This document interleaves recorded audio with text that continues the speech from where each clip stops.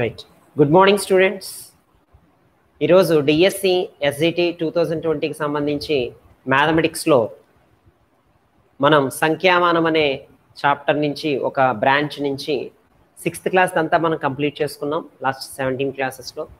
ఇప్పుడు 7th క్లాస్లో ఈ సంఖ్యామానానికి సంబంధించిన 2 చాప్టర్స్ ఉన్నాయి.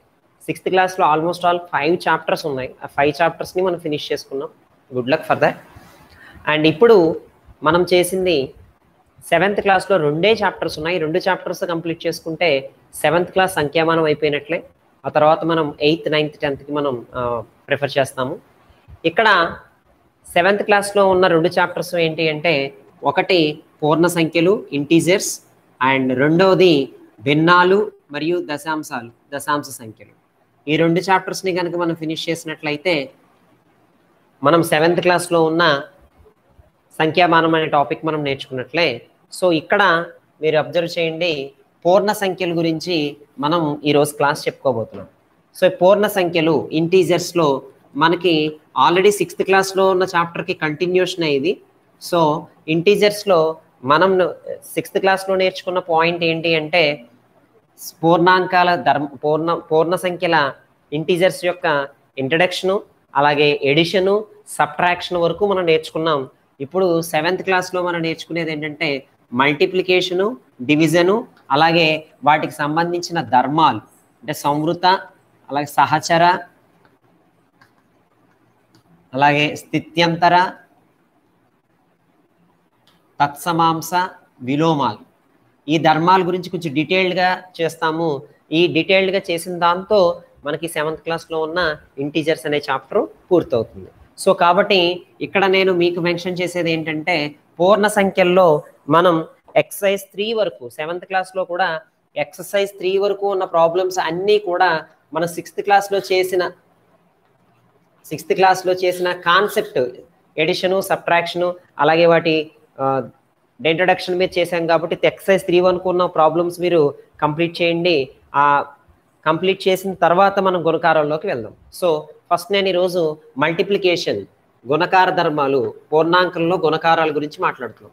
సో గుణకారాలకు వచ్చేది పూర్ణ సంఖ్యల్లో ఇంటీజర్స్లో అంటే ఏంటి డిఫరెన్స్ అంటే, పూర్ణాంకాలకి పూర్ణ సంఖ్యలు అంటే నెగిటివ్ నెంబర్స్ కూడా వస్తాయి. పాజిటివ్తో పాటు నెగిటివ్ కూడా వస్తాయి. కాబట్టి నెగిటివ్ వచ్చినప్పుడు వాటి మల్టిప్లికేషన్ ఎలా చేయాలి జస్ట్ మీకు నెంబర్ లైన్తో చెప్తున్నాను.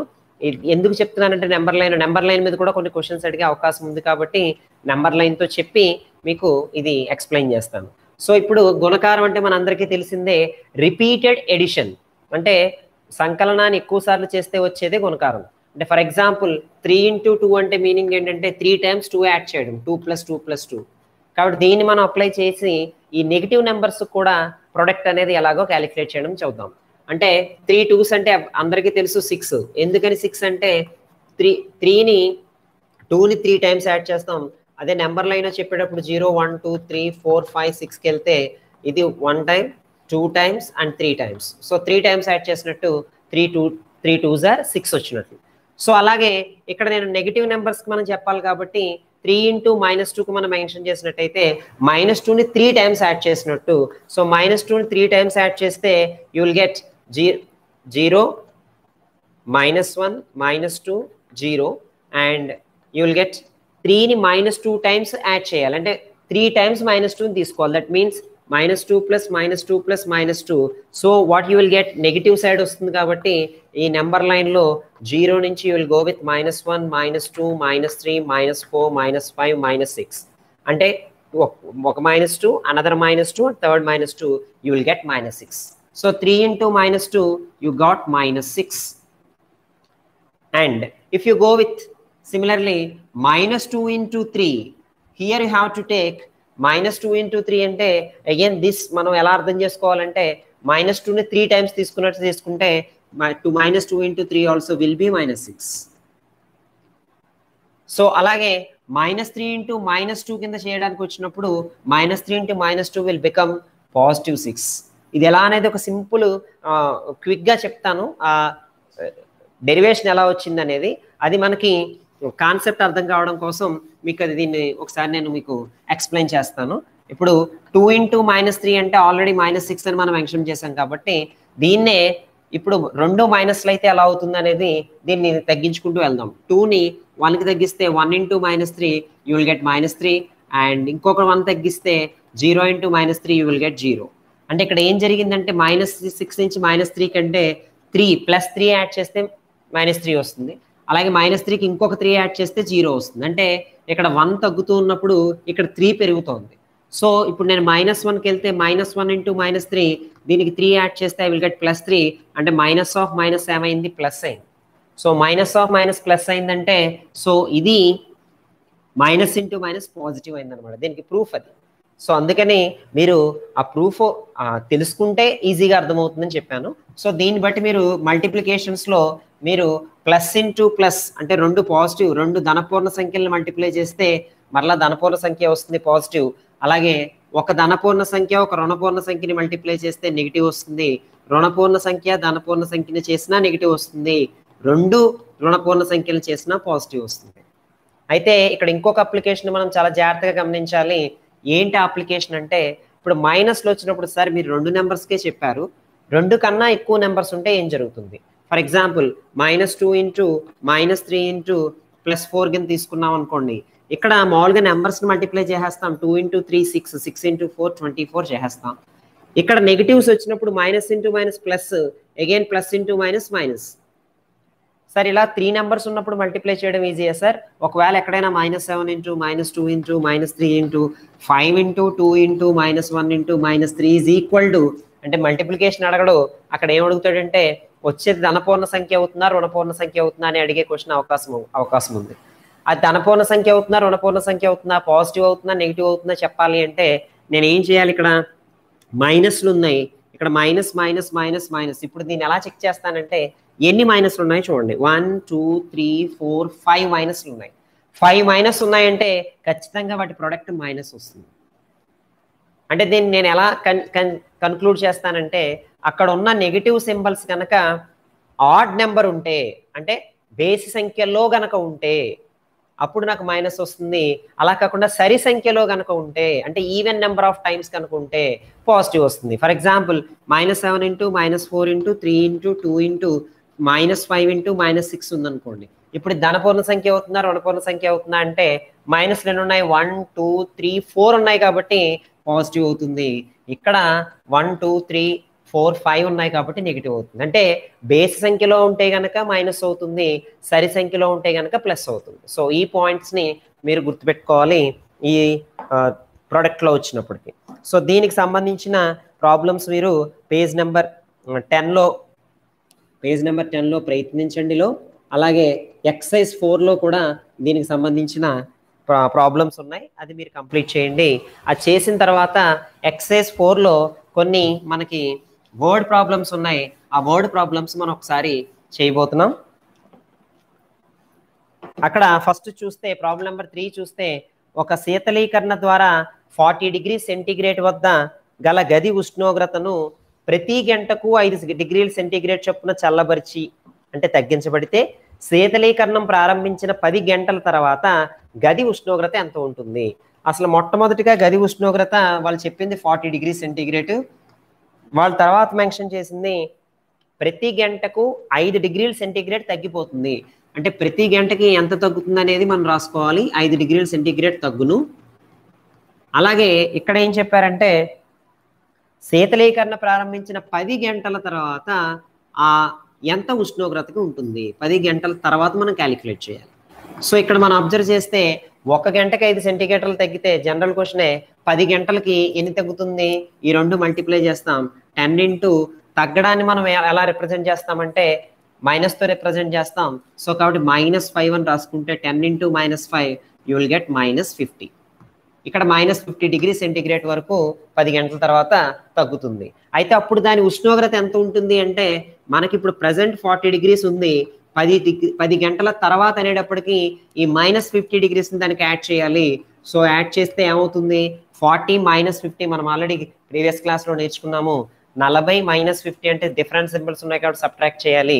50లోంచి 40 తీసేస్తే 10, 50కి బిగ్ నెంబర్కి మైనస్ ఉంది కాబట్టి -10 డిగ్రీ సెంటీగ్రేడ్. ఈ -10 డిగ్రీ సెంటీగ్రేడ్ అనేది ఆ గది యొక్క ఉష్ణోగ్రత అవుతుంది. సో ఇది ప్రాసెస్ అన్నమాట మనం చేయాల్సింది. అలాగే నెక్స్ట్ ప్రాబ్లం కనుక మనం అబ్జర్వ్ చేస్తే ఇక్కడ ఇటువంటి ఈ క్వశ్చన్స్ ఎక్కువ వచ్చే అవకాశం ఉంది. ఏమిటంటే ఒక తరగతిలో ప్రశ్నలో పరీక్షలో 10 క్వశ్చన్స్ ఇచ్చారు, 10 క్వశ్చన్స్ ఇచ్చారు. పరీక్షలో సరైన జవాబుకైతే ఎన్ని మార్క్స్ ఇచ్చారు? 3 మార్క్స్ ఇచ్చారు, 3 మార్క్స్. అలాగే సరిగాని జవాబుకి, తప్పు జవాబుకి ఎంత ఇచ్చారంటే -1 మార్క్ ఇచ్చారు. అసలు జవాబు రాయకపోతే దానికి కూడా మార్క్స్ ఇచ్చారు. ఎన్నండి? 0. అంటే జవాబు, ఎందుకంటే కాంపిటేటివ్ ఎగ్జామినేషన్స్లో, హయ్యర్ కాంపిటేటివ్ ఎగ్జామినేషన్స్లో నెగిటివ్ మార్క్స్ అంటారు, మీరు అబ్జర్వ్ చేసి ఉంటారు. అంటే తప్పుకి 1 మార్క్ పోతుంది అనమాట. అంటే వాడు 2 క్వశ్చన్స్ రాస్తే మనం ఏమనుకుంటాం, 2 క్వశ్చన్స్లో ఒక క్వశ్చన్ సరైనది అయితే 3 మార్కులు వస్తాయి. కానీ 2 క్వశ్చన్స్ రాసినప్పుడు ఒక క్వశ్చన్ సరైనది, ఒక క్వశ్చన్ తప్పు అయితే మనం సరైన దానికి 3 మార్కులు వేసుకోవడానికి లేదు. తప్పు క్వశ్చన్కి 1 మార్క్ తగ్గిపోతుంది, నెగిటివ్ మార్క్ ఉంది కాబట్టి అది మనం సబ్ట్రాక్ట్ చేయాల్సి ఉంటుంది. కాబట్టి ఈ టైప్ ఆఫ్ క్వశ్చన్స్ చాలా ఇంపార్టెంట్. కొంతమంది క్వశ్చన్ వదిలేస్తారు, ఎందుకు వచ్చిందిలే నెగిటివ్ మార్క్ అని, అప్పుడు దానికి 0. వాడు అటెంప్ట్ చేయలేదు కాబట్టి ఆ మార్కు 0 అవుతుంది. సో ఇప్పుడు మనం దాన్ని అబ్జర్వ్ చేస్తే ఇక్కడ అడిగిన క్వశ్చన్ చూడండి. ఫస్ట్ది, గోపి రాసిన జవాబుల్లో 5 సరైనవి, అలాగే 5 తప్పు, 5 సరిగానివి. అప్పుడు అతనికి ఎన్ని మార్కులు, మొత్తం ఎన్ని మార్కులు వచ్చాయని అడుగుతున్నారు. సో 5 సరైనవి, 5 సరిగానివి అంటే వాడు మొత్తం 10 క్వశ్చన్స్ అటెంప్ట్ చేస్తాడు. కాబట్టి సరైన దానికి ఎన్ని మార్కులు? 3 మార్క్స్ కాబట్టి 5 into 3 రాస్తాము. 5 into 3 you will get 15. సరిగానివి 5 కాబట్టి 5 into సరిగాని దానికి -1 కాబట్టి -1 రాస్తాము. 5 into -1 -5. కాబట్టి అతనికి వచ్చిన టోటల్ మార్క్స్ అనేటప్పటికి 15 + -5. డిఫరెంట్ సింబల్స్ ఉన్నాయి కాబట్టి సబ్ట్రాక్ట్ చేస్తాము. అలాగే పెద్ద నెంబర్కి ప్లస్ ఉంది కాబట్టి ఆ నెంబర్ దీన్ని పెడతాం. అంటే ఇప్పుడు గోపికి వచ్చిన మార్కులు 10 మార్కులు. అతను 5 క్వశ్చన్స్ కరెక్ట్గా రాసినా కూడా 5 తప్పుగా రాయడం వల్ల అతనికి 10 మార్కులు వచ్చాయి. ఇది పాయింట్ గుర్తుపెట్టుకోవాల్సింది. అలాగే రేష్మా ఏం చేసింది?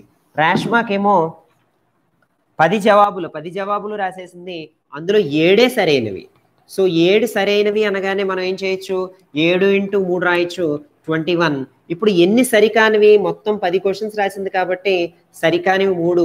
సో 3 సరికానివి తీసేస్తే 3 into -1 రాయాలి, -3. So 21 - 3 will get 18. అంటే రేష్మాకు వచ్చిన మార్కులు 18. ఫైనల్గా రష్మి రాసిన 7 జవాబుల్లో రష్మి ఏం రాసింది? 7 జవాబులు రాసింది. రాసినవే 7 జవాబులు, 4 తప్పు, 3 సరైనవి. తను రాసినవి 7, అందులో 4 తప్పు, అలాగే 3 సరైనవి. ఇక్కడ మీరు 3 సరైనవి 4 తప్పు చేసినప్పుడు 4 తప్పులు అంటే 4 into -1 తీసుకుంటాం, -4 అవుతుంది. 3 సరైనవి అంటే 3 into 3 తీసుకుంటాం, 3 3s are 9 అవుతుంది. సో ఇప్పుడు బిగ్ నెంబర్ స్మాల్ నెంబర్ ఉన్నాయి కాబట్టి సబ్ట్రాక్ట్ చేస్తే తనకు వచ్చే మార్కులు 5 మార్క్సే వస్తాయి. తను 7 రాసింది, మిగిలిన 3టికి కూడా 0 మార్కులే కాబట్టి మనం 5కి 0 యాడ్ చేసినా కూడా తన మార్క్స్ 5 వస్తాయి. ఇది రష్మి చేసింది. ఇంకా లాస్ట్ ప్రాబ్లం అయినటువంటి వర్తకుడు ప్రాబ్లం కూడా ఒకసారి మీరు అబ్జర్వ్ చేస్తే ఇక్కడ వర్తకుడు ఒక బియ్యం అమ్మడం ద్వారా తనకి వచ్చే లాభ నష్టాలు చూస్తున్నాడు. 2 రకాల బియ్యాలు మనం అమ్ముతాం. ఒకటి బాసుమతి బియ్యం. బాసుమతి బియ్యం మీద అతనికి లాభం 10 రూపాయలు వచ్చిందటండి. అలాగే బాసుమతి కాని బియ్యం అమ్మితే తనకి 5 రూపాయల నష్టం వస్తుంది. సో నష్టాన్ని మనం మైనస్తో రిప్రజెంట్ చేస్తాం కాబట్టి -5 రూపీస్ అనుకుందాం. అంటే బాసుమతి బియ్యం అయితే కాస్ట్ ఎక్కువ వస్తుంది, తనకి ఎక్కువ మిగులుతుంది, 10 రూపాయలు లాభం వస్తుంది. బాసుమతి కాని బియ్యం అంటే తనకి నష్టం వస్తుంది 5 రూపీస్, ఎందుకంటే తక్కువగా అమ్మాల్సి వస్తుంది కాబట్టి. ఇప్పుడు ఒక నెలలో అక్కడ అడిగిన క్వశ్చన్, ఫస్ట్ క్వశ్చన్, ఒక నెలలో వర్తకుడు 3000 బస్తాలు బాసుమతి బియ్యం అమ్మాడు. అలాగే 5000 బస్తాలు బాసుమతి కాని బియ్యం అమ్మాడు. అయితే అతనికి లాభమా నష్టమా ఎంతో చెప్పాలి మనం. 3000 బాసుమతి బియ్యం అమ్మినప్పుడు 3000 ఇంటూ మనం ఇందాక చేసినట్టే 10 రూపాయలు, ఒక్కొక్క బస్తాకి 10 రూపాయలు కాబట్టి 3000 బస్తాలు అమ్మాడు కాబట్టి 3000 ఇంటూ 10 రూపాయలు, 3000 ఇంటూ 10 రూపాయలు మనకి ఏమవుతుందంటే 30,000 రూపాయలు అవుతుంది. అలాగే 5000 బాసుమతి కాని బియ్యం అమ్మాడు అంటే 5000 ఇంటూ బాసుమతి కాని బియ్యం మీద అతనికి నష్టం కాబట్టి మైనస్తో రిప్రజెంట్ చేస్తాం, -5 రూపీస్. సో 5000 ఇంటూ -5 నీకు 25,000 -25 వస్తుంది. సో అప్పుడు మొత్తం లాభమా నష్టం అంటే మొత్తం కలిపినప్పుడు 30,000 -25,000 5,000 వచ్చింది. ఇక్కడ 5,000కి ప్లస్ వచ్చింది కాబట్టి అతనికి లాభం 5,000 వచ్చినట్టుగా మనం గమనించాలి. సో అలాగే ఇప్పుడు మనం ఇందులో సెకండ్ ప్రాబ్లం కనుక చూస్తే ఇది మంచి క్వశ్చన్ అండి. ఈ సెకండ్ ప్రాబ్లం మనకు బాగా అర్థమైతే మనం ఈ ప్రాబ్లంని బాగా చక్కగా అర్థం చేసుకున్నట్లు లెక్క. బాసుమతి కాని బియ్యం 6,400 బస్తాలు అమ్మినప్పుడు లాభం కానీ నష్టం కానీ రాకుండా ఉండాలి అంటే బాసుమతి కాని బియ్యం ఎంత అమ్మాడు? 6,400 అమ్మాడు. అప్పుడు లాభం రాకూడదు, నష్టం కాకూడదు. అంటే అతనికి పెట్టుబడి సరిపోవాలి. అప్పుడు ఏం చేయాలి? ఎన్ని బస్తాలు బాసుమతి బియ్యం అమ్మాలి? బాసుమతి అయ్యే బియ్యం ఎన్ని బస్తాలు అమ్మాలి అనే దాన్ని మనం జాగ్రత్తగా గమనిస్తే ఈ 6,400 బాసుమతి కాని బియ్యం అమ్మాడు కాబట్టి బాసుమతి కాని బియ్యం మీద తనకు అయ్యే ఖర్చు 5 రూపాయలు నష్టం.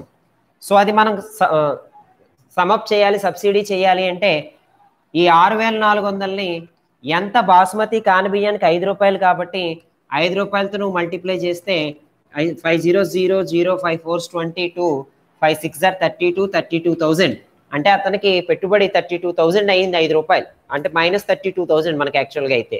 ఈ 32,000 రూపీస్ తనకు వచ్చేస్తే ఇది -32,000 కాబట్టి మనకి 32,000 రూపీస్ వచ్చేస్తే తనకు అప్పుడు లాభము ఉండదు, నష్టము ఉండదు. సో 32,000 రావాలి అంటే బాసుమతి బియ్యం ఒక్కొక్క బస్తాకి 10 రూపాయలు కాబట్టి ఈ 32,000ని మనం 10 రూపాయలతో కనుక డివైడ్ చేస్తే ఈ 10 మనకి 3,200 వచ్చింది. సో 3,200 బస్తాలు బాసుమతి బియ్యం కనుక అతను అమ్మితే అతనికి వచ్చే లాభం 32,000. సో అప్పుడే 6,400 బాసుమతి కాని బియ్యం అమ్మితే అతనికి వచ్చే నష్టం 32,000 రూపాయలు. అంటే లాభము లేదు, నష్టము లేదు. అందుకని అతనికి లాభము నష్టము రెండు రాకుండా ఉండాలి అంటే 3,200 బాసుమతి బియ్యం అమ్మాలి. ఇంకొక రకంగా షార్ట్ కట్కి ఎలా చేయొచ్చు అంటే బాసుమతి బియ్యానికి 10 రూపాయల లాభం, బాసుమతి కాని బియ్యానికి 5 రూపాయల నష్టం అంటే సగం తేడా ఉంది కదండి. సో ఇప్పుడు బాసుమతి కాని బియ్యం 6,400 అమ్మితే అతనికి నష్టం రాకూడదు, లాభం రాకూడదు అనుకుంటే లాభ నష్టాలు రెండు రాకుండా ఉండాలి అంటే ఇందులో సగం 3,200, ఎందుకంటే ఇక్కడ రేటు కూడా సగం కాబట్టి సగం అమ్మితే సో ఖచ్చితంగా నష్టం రాదు. అలా కాకుండా వాడు క్వశ్చన్లో బాసుమతి బియ్యం 6,400 అమ్మి బాసుమతి కాని బియ్యం ఎంత అమ్మాలి అంటే దానికి డబల్ చేయాలి. ఎందుకంటే బాసుమతి కాని బియ్యానికి 5 రూపాయలు, బాసుమతి బియ్యానికి 10 రూపాయలు డబల్ కాబట్టి అక్కడ అది కాని బియ్యం ఇచ్చి బాసుమతి బియ్యం అడిగితే సగం చేసాం, బాసుమతి బియ్యం ఇచ్చి కాని బియ్యం అడిగితే డబల్ చేయాలి. అది లాజిక్ని మీరు అర్థం చేసుకోండి.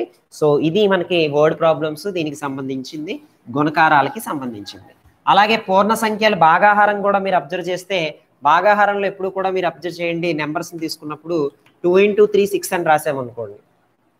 దీన్ని భాగాహారం కింద మీరు ఎలా రాయగలరు అంటే 6/2 అనేది ఒకటి రాయొచ్చు 3 అని, లేదా 6/3 అంటే దాన్ని 2 అని రాయొచ్చు. 6/2 అయితే 3 అవుతుంది, 6/3 అయితే 2 అవుతుంది. అంటే భాగాహారం రెండు రకాలుగా రాయొచ్చు. ఒక గుణకారాన్ని తీసుకుంటే రెండు భాగాహారాలు రాయొచ్చు. ఇదే మనం పూర్ణ సంఖ్యలు కనుక అబ్జర్వ్ చేస్తే 2 × -3 = -6 మనం ఆల్రెడీ నేర్చుకున్నాం. అలాగే -3 × -2 = +6 కూడా నేర్చుకున్నాం.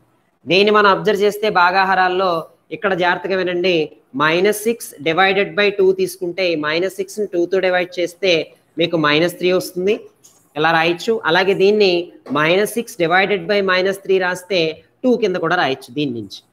అంటే ఇక్కడ కూడా 6/-3 = -2 రాయొచ్చు, అలాగే 6/-2 అంటే -3 రాయొచ్చు. సో దీన్ని బట్టి మీరు అబ్జర్వ్ చేస్తే ఈ మైనస్ని ఒక రుణపూర్ణ సంఖ్యని ధనపూర్ణ సంఖ్యతో డివైడ్ చేస్తే మీకు వచ్చేది మళ్ళీ రుణపూర్ణ సంఖ్య. రుణని నెగిటివ్ నెంబర్ని నెగిటివ్ నెంబర్తో డివైడ్ చేస్తే పాజిటివ్ వస్తుంది, పాజిటివ్ని నెగిటివ్తో డివైడ్ చేస్తే నెగిటివ్ వస్తుంది. కాబట్టి గుణకారాల్లాగే మీరు ఏం రాయొచ్చు, గుణకారాల్లో ఎలా అయితే ++++, అలాగే +× -=-, -++, -++ అనుకున్నాం. భాగాహారాల్లో కూడా +/++ అవుతుంది, +/- అవుతుంది, -/+ అవుతుంది, -/- అవుతుంది. సో డివిజన్లో కూడా మనం ఇది అప్లై చేయొచ్చు. సో ఇది భాగాహారాలకు సంబంధించి. ఈ భాగాహారాలకు సంబంధించి కూడా మనం చేసిన తర్వాత ఇక్కడ ఈ 7th క్లాస్లో ఈ చాప్టర్లో మనం చేయాల్సిన విషయం ఏంటి అంటే ఇంకొక టాపిక్ ఏంటి అంటే ధర్మాల గురించి మాట్లాడుతున్నాం. ఈ ధర్మాల్లో మనం ఎలా మాట్లాడుతున్నాం అంటే ఇక్కడ మనకి ఏ నెంబర్ సిస్టమ్కైనా ధర్మాలు ఎక్కడి నుంచి స్టార్ట్ అవుతాయి అంటే 4 మనకున్న ధర్మాలు. ఒకటి సంవృత ధర్మం, అలాగే నెక్స్ట్ రెండోది స్థిత్యంతర ధర్మం, అలాగే మూడోది సహచర ధర్మం, నాలుగోది తత్సమాంస ధర్మం, అండ్ ఐదోది విలోమ ధర్మం. దేనికైనా కూడా బాగా గుర్తుపెట్టుకోండి, ఏ నెంబర్ సిస్టమ్కైనా మనం ఈ ధర్మాలు ఖచ్చితంగా చూడాలి. ఒకటి సంవృత, రెండు స్థిత్యంతర, మూడు సహచర, నాలుగు తత్సమాంస, ఐదు విలోమ. సో దీంట్లో నేను ఫస్ట్ దేనికి చెప్తున్నానంటే ఎడిషన్కి మల్టిప్లికేషన్కి ఇప్పుడు మనం చూద్దాం, తర్వాత సబ్ట్రాక్షన్కి చూద్దాం. సో ఎడిషన్కి చేసేటప్పుడు సంవృత ధర్మంలో అసలు సంవృత ధర్మం అంటే ఏంటి అనేది ధర్మాల్లో మనం చెప్పుకున్నప్పుడు 6th క్లాస్లో ఒకసారి చెప్పుకున్నాం. ఇంకొకసారి ఒక సంఖ్యా వ్యవస్థలో రెండు నెంబర్లను తీసుకున్నప్పుడు ఆ రెండు నెంబర్లను కలిపినప్పుడు అదే సంఖ్యా వ్యవస్థలో నెంబర్ కనుక వస్తే ఆ సంఖ్యా వ్యవస్థ సంవృత ధర్మాన్ని పాటిస్తుంది అని చెప్పచ్చు.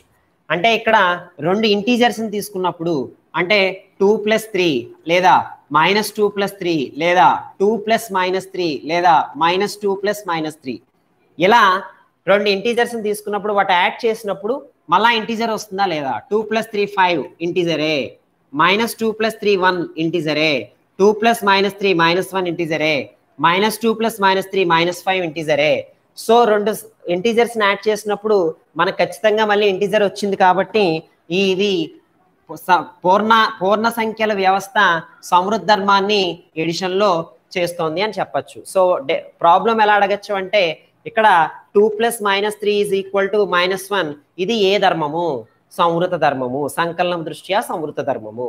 లేదా ఏబీలు రెండు పూర్ణ సంఖ్యలు అయితే a + b కూడా పూర్ణ సంఖ్య అవుతుందా అని అడగచ్చు. a + b కూడా పూర్ణ సంఖ్యయే. ఇది సంవృత ధర్మం గురించి మనం మాట్లాడాలి. అలాగే స్థిత్యంతర ధర్మం గురించి మనం మాట్లాడితే ఏదైనా రెండు పూర్ణ సంఖ్యలు తీసుకున్నప్పుడు ఆ రెండు పూర్ణ సంఖ్యలు a, bలు అయితే a + b = b + a అయితే అది స్థిత్యంతర ధర్మాన్ని పాటిస్తుంది అని చెప్తాము. అంటే ఇక్కడ 2 + 3 తీసుకుంటే 2 + 3 = 3 + 2 అవుతుంది, ఖచ్చితంగా 5 అవుతుంది. అలాగే -2 + 3 1 అవుతుంది. అలాగే 3 + -2 కూడా 1 అవుతుంది.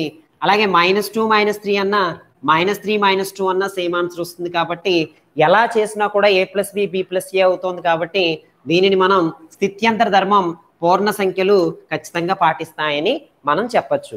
దీనికి సంబంధించిన క్వశ్చన్ ఎలా అడుగుతారంటే 2 + -3 = -3 + 2 ఇది ఏ ధర్మము అని అడుగుతారు. సో సంకలనం దృష్ట్యా స్థిత్యంతర ధర్మము అని మనం చెప్పగలిగి ఉండాలి. అలాగే సహచర ధర్మం దగ్గరికి వచ్చేటప్పటికి ఎప్పుడు మూడు సంఖ్యలు మనం తీసుకోవాలి. అదే a + b + c = a + b + c అవ్వాలి. అంటే ఏబిసిలు మూడు పూర్ణ సంఖ్యలు అయితే a + b + c ఎంత వస్తుందో a + b + c కూడా అంతే రావాలి. ఖచ్చితంగా ఎడిషన్లో వస్తుంది. కాబట్టి ఇవి సహచర ధర్మాన్ని పాటిస్తాయని చెప్పొచ్చు. దీనికి సంబంధించిన బిట్స్ మీకు అడిగే విధానం ఎలా ఉంటుంది అంటే 2 + -3 + -5 = 2 + -3 + -5 ఇది ఏ ధర్మము అని అడుగుతారు. అందుకని మీకు బాగా చెప్తున్నాను, ఇది సహచర ధర్మం అని చెప్పగలగాలి. ఇంకా తత్సమాంసం దగ్గరికి వచ్చేటప్పటికి సంకలన తత్సమాంసం వచ్చి 0. ఎందుకని 0 అని చెప్తున్నామంటే తత్సమాంస ధర్మం యొక్క పేరు ఏంటంటే తత్సమాంసము అంటే ఆ సంకలనంలో ఏ నెంబర్నైనా యాడ్ చేసినప్పుడు మళ్ళీ అదే నెంబర్ వస్తుందా లేదా అనేది చెక్ చేయాలి. అదే నెంబర్ కనుక వస్తే దాన్ని సంకలన తత్సమాంసం అంటారు. దీనికి ధర్మం బాగా గుర్తుపెట్టుకోండి. తత్సమాంసం దగ్గరికి వచ్చేటప్పటికి a + 0 = 0 + a = a. ఇది చాలా చాలా ఇంపార్టెంట్. ఇక్కడ a + 0 + 0 + a = a అని రావాలి. ఇక్కడ రెండు రాయాలి. ఎందుకు రాయాలి అంటే వ్యవకలనంలో a + 0 0 - a సమానం కాదు కాబట్టి a + 0 0 + a రెండు సెపరేట్ గా రాయాలి. ఇక్కడ మన అడిగే బిట్ ఎలా ఉంటుందంటే ఇది చాలా ఇంపార్టెంట్. 2 + 0 = 0 + 2 = 2 ఇది ఏ ధర్మం అని అడుగుతారు. ఎక్కువ మంది ఎక్కడ కన్ఫ్యూజ్ అవుతారంటే 2 + 0 = 0 + 2 అనగానే స్థిత్యంతర ధర్మం ఏమో అనుకుంటారు. కానీ కాదు, 2 + 0 = 0 + 2 = 2 వస్తుంది కదా, అదే నెంబర్ వస్తుంది. కాబట్టి ఇది ఏ ధర్మము? సంకలన తత్సమాంసము. సంకలనంలో కాబట్టి సంకలన తత్సమాంసం అని చెప్తాం. అండ్ ఫైనల్ గా విలోమం. ఇది చాలా చాలా ఇంపార్టెంట్ అండి ఇంటీజర్స్ లో. ఎందుకంటే సహజ సంఖ్యలు, ఈ పాయింట్ బాగా గుర్తుపెట్టుకోండి అందరూ, సహజ సంఖ్యలు పూర్ణాంకాలలో విలోమము సంకలన విలోమము పాటించబడదు. ఎందుకు సంకలన విలోమం పాటించబడదు? సంకలన విలోమం అంటే ఏంటంటే 2 యొక్క సంకలన విలోమం ఎవరంటే ఇది +2 కాబట్టి దీని యొక్క సంకలన విలోమం వచ్చి -2 అవుతుంది. ఒకవేళ -2 అనుకోండి, దాని సంకలన విలోమం వచ్చి +2 అవుతుంది. ఎందుకు అవుతుంది సార్ అంటే, విలోమం అంటే మీనింగ్ ఏంటంటే ఈ నెంబర్ తీసుకున్నప్పుడు సంకలనం దృష్ట్యా దీన్ని దేనికి యాడ్ చేస్తే ఆ తత్సమాంసం వస్తుందో చూడాలి. అంటే 2కి దేనికి యాడ్ చేస్తే ఇక్కడ తత్సమాంసం ఎవరు 0, 2 దేనికి యాడ్ చేస్తే 0 వస్తుంది, 2కి -2ని యాడ్ చేస్తే 0 వస్తుంది. సో అందుకని 2 యొక్క సంకలన విలోమం -2, -2 యొక్క సంకలన విలోమం +2, ఎందుకంటే ఈ 2 కలిపితే 0 కదండి. సో అందుకని మనం ఏం చెప్తామంటే సింపుల్గా ఏదైనా సంఖ్యకి సంకలన విలోమం రాయాలంటే సింపుల్గా దాన్ని సింబల్ మార్చమంటాం. అంటే ప్లస్ ఉందనుకోండి మైనస్ రాయమంటాం, మైనస్ ఉందంటే ప్లస్ రాయమంటాం. ఇది విచిత్రం ఏంటంటే ఈ ప్లస్ మైనస్ అనేది ఖచ్చితంగా దేంట్లో వస్తుంది, ఇంటీజర్స్ లోనే వస్తుంది. మైనస్ నెంబర్స్ అనేవన్నీ కూడా పూర్ణ సంఖ్యల్లోనే వస్తాయి. కాబట్టి పూర్ణ సంఖ్యలకి మాత్రమే ఉన్న ఏకైక ధర్మము పూర్ణ సంఖ్య ఇప్పటిదాకా. తర్వాత వచ్చి అకర్ణీయ సంఖ్యలకు ఉంటుంది, కానీ పూర్ణ సంఖ్యలకు ఉన్న ధర్మము సంకలనము దృష్ట్యా అది విలోమ ధర్మాన్ని పాటిస్తాయి. అంటే వేరాజ్ న్యాచురల్ నెంబర్స్, హోల్ నెంబర్స్ సంకలనం దృష్ట్యా విలోమ ధర్మాన్ని పాటించవు, కానీ ఈ ఇంటిజర్స్ అనేవి సంకలనం దృష్ట్యా విలోమ ధర్మాన్ని పాటిస్తాయి.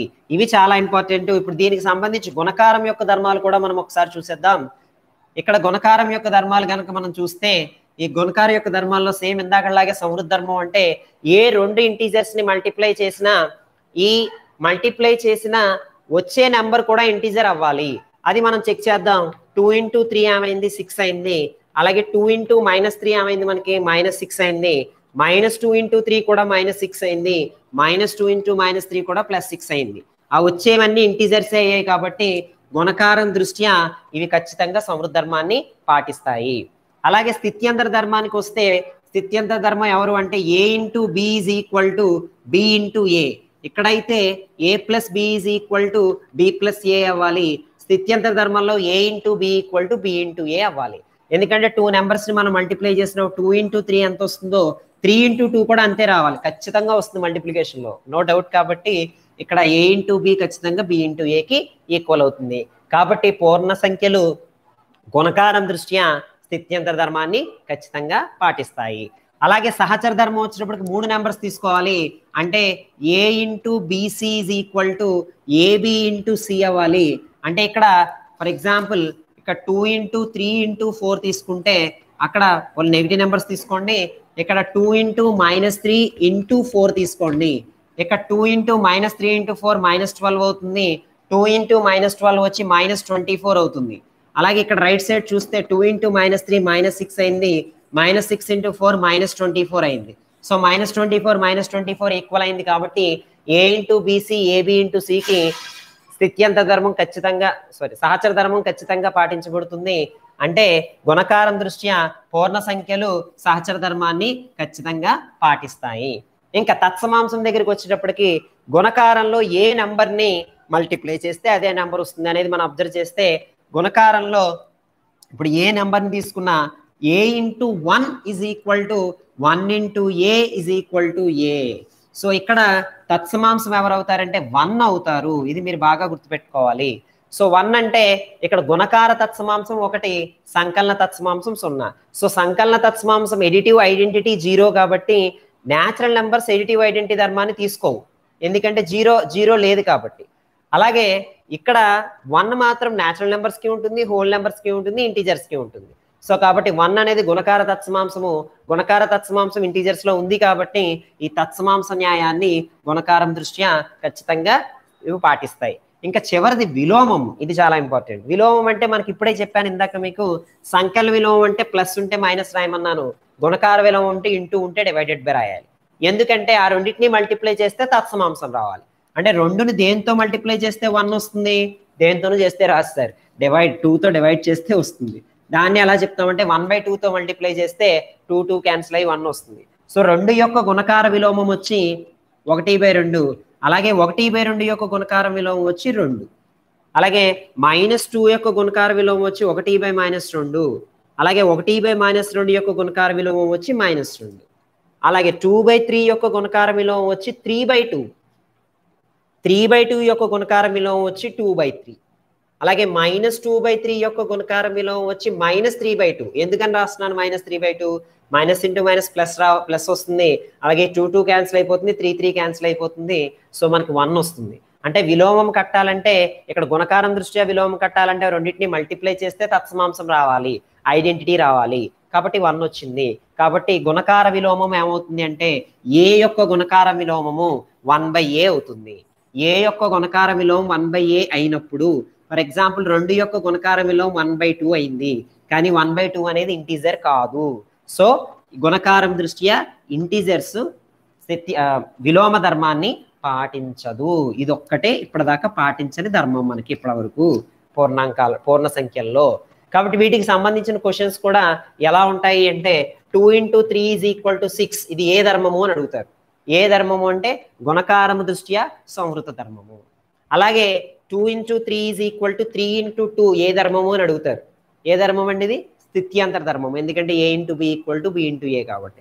అలాగే 2 × -3 × -4 = 2 × -3 × -4 అని అడుగుతారు. ఇది ఏ ధర్మం అంటే సహచర ధర్మము. మనం ధర్మాలు ఎందుకు గుర్తుపెట్టుకోవాలంటే అది ఇచ్చి ఏ ధర్మంలోకి వస్తుంది అంటే మనం చెప్పగలగాలి. అలాగే ఇక్కడ ఇది చాలా ఇంపార్టెంట్. మీకు ఇంకొకసారి చెప్తున్నాను, ఎడిషన్లో చెప్పినట్టే 2 × 1 = 1 × 2 = 2 అన్నప్పుడు ఇది ఏ ధర్మం అంటే ఎక్కువ మంది ఎక్కడ కన్ఫ్యూజ్ అవుతారండి? 2 × 1 1 × 2 కాబట్టి స్థిత్యంతర ధర్మం అని రాసేస్తూ ఉంటారు. కానీ 2 × 1 1 × 2 2 అంటే అది తత్సమాంస ధర్మం, ఐడెంటిటీ. ఫైనల్ గా విలోమ ధర్మం కూడా అడుగుతారు. ఇది విలోమ ధర్మాన్ని పాటించకపోయినా 2 × 1/2 = 1 అనేది ఏ ధర్మము అని అడిగితే మీరు విలోమ ధర్మము, గుణకార విలోమ ధర్మము అని రాయాల్సి ఉంటుంది. సో ఇవి ధర్మాలు. వీటినే సంవృద్ధ ధర్మం అంటే క్లాజర్ ప్రాపర్టీ, స్థిత్యంతర ధర్మం అంటే ఇది సంవృద్ధ ధర్మం అంటే క్లాజరు, స్థిత్యంతర ధర్మము అంటే కామ్యుటేటివ్, అండ్ సహచర ధర్మము అంటే అసోసియేటివ్, అలాగే తత్సమాంసము అంటే ఐడెంటిటీ, అలాగే విలోమము అంటే ఇన్వర్స్. ఇవండి ప్రాపర్టీస్. ఈ ప్రాపర్టీస్తో మనము ఇక్కడ గుణకారం వరకు ప్రాపర్టీస్ కంప్లీట్ చేసాం. అంటే మీరు ఎక్సర్సైజ్ 5 వరకు ఉన్న do this, try this, think and discuss problems అన్నీ చేయొచ్చు. వాటిలో ఏ డౌట్స్ ఉన్నా మీరు పోస్ట్ చేయొచ్చు. సార్కైనా పోస్ట్ చేయండి, లేదా కామెంట్లో అయినా పోస్ట్ చేయండి. నెక్స్ట్ క్లాస్లో వాటిని క్లియర్ చేసి అండ్ దెన్ మనం రిమైనింగ్ ఉన్న వన్ ఎక్సర్సైజ్ ఒక ఎక్సర్సైజ్ ఒకటి ఉంది మనకి, వ్యవకలన ధర్మాల గురించి కూడా మనం నెక్స్ట్ క్లాస్లో నేర్చుకోబోతున్నాం. ఈ రోజు నేర్చుకున్న పూర్ణ సంఖ్యల గుణకారము, భాగాహారము, అలాగే వాటి యొక్క ధర్మాలు అనేవి చాలా ఇంపార్టెంట్ కాబట్టి బాగా ప్రిపేర్ అవ్వండి. Thank you one and all. Thank you. Wish you good luck.